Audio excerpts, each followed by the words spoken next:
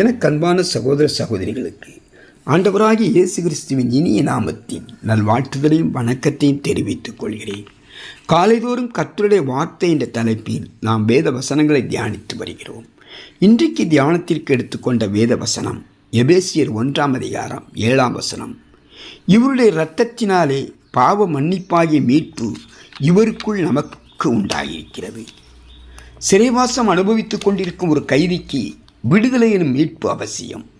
அதுபோலவே பாவத்தில் விழுந்து கரைபட்டு போன மனுக்குலத்திற்கும் பரிசுத்த வாழ்வு எனும் மீட்பு அவசியம்.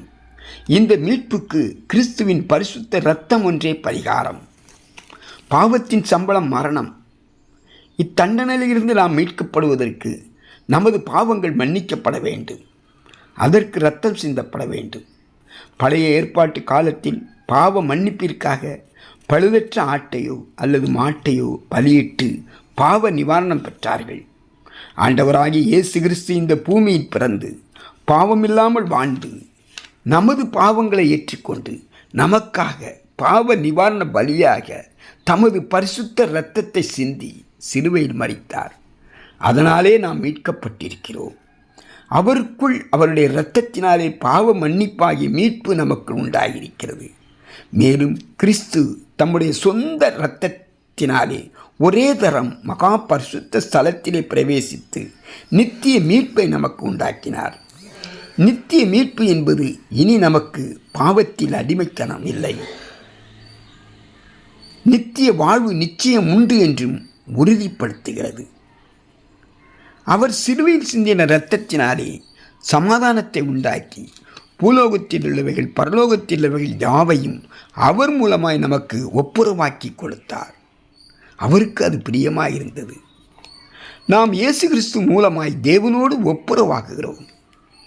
தேவனுக்கும் மனுஷருக்கும் இடையில் நடைபெறுகிற ஒப்புரவாகுதல் இயேசு கிறிஸ்துவே மத்தியஸ்தராயிருக்கிறார். அவர் மனக்குலத்திற்கு சமாதானத்தை அறிவிக்கிறார். பாவிகளுக்கு பாவ மன்னிப்பை கொடுத்து சர்வ சிருஷ்டியையும் பரிசுத்தப்படுத்தி ஒரே ஐக்கியத்திற்குள் கொண்டு வருகிறார். இயேசு கிறிஸ்துவின் இரத்தத்தினால் சாத்தானை ஜெயிக்கலாம்.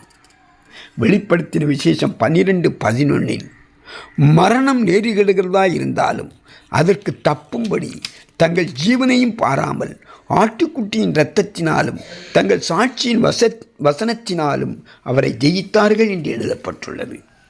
ஒவ்வொரு தேவ பிள்ளைகளும் இயேசு கிறிஸ்துவின் இரத்தத்தை விசுவாசத்தோடு அறிக்கை செய்தால் வல்லமையுள்ள இயேசு கிறிஸ்துவின் இரத்தத்தினால் சாத்தானை ஜெயிக்க முடியும். நாம் பாவம் செய்து தேவ மகிமையற்றவர்களாய் காணப்பட்ட போது கல்வாரியில் இயேசு கிறிஸ்து தம்முடைய இரத்தத்தை சிந்தி நம்மை மீட்டு அவரோடு சேர்ந்து வாழும் பாக்கியத்தை கொடுத்திருக்கிறார். குற்றமில்லாத இரத்தத்தை நான் காட்டி கொடுத்தேன் என்று பாவம் செய்தேன் என்று இயேசு கிறிஸ்துவின் சீஷன் யூதாஸ் நித்திய ஜீவனை இழந்து பெற்றுக்கொள்ள முடியாமல் நாண்டு கொண்டு செத்தான் என்று வேதத்தில் எழுதப்பட்டுள்ளது. நமக்கு முடிவில்லாத வாழ்வை கொடுக்கும் இயேசு கிறிஸ்துவின் இரத்தத்தை ஏற்றுக்கொண்டு விசுவாசியுங்கள். அதனால் உண்டாகும் நன்மைகளை பெற்று சந்தோஷத்துடன் சமாதானத்துடன் வாழுங்கள். ஆமேன்.